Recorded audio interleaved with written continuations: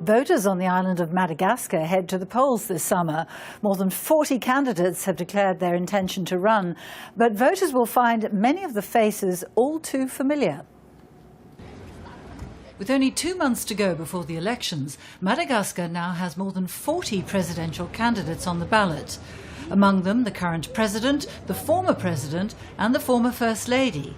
Their inclusion surprised many, especially as current president Andry Rajoelina and Lalao Ravalomanana, the wife of the ousted leader Marc Ravalomanana, had both stated in the past they would not stand.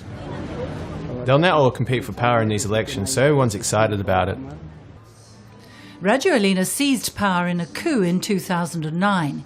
He had said in January that he would not put his name forward for the elections after bowing to pressure from Southern Africa's regional bloc, the SADC, to prevent unrest at the polls.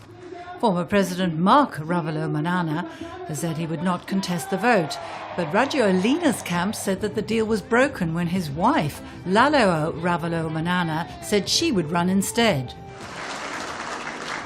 Rajoelina's volte-face has raised tensions on the island, but he says that he has the best interests of the country at heart.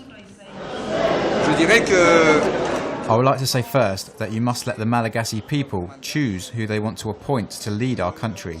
We don't want an election which has exclusions or inclusions. We have heard in these 4 years inclusiveness, inclusiveness. This is not a time, in my opinion, to exclude or just create other problems.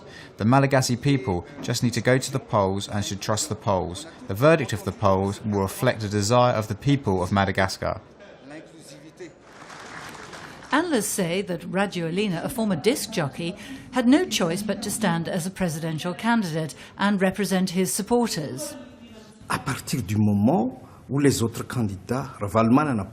the moment when the other candidates, such as Ravalomanana through his wife's bid, as well as former President Ratsiraka, decided to stand for elections, they all violated the agreement which stated they couldn't run. So nothing could prevent Andry Rajoelina not giving the people what they wanted, which was for him to present himself as a presidential candidate and provide continuity.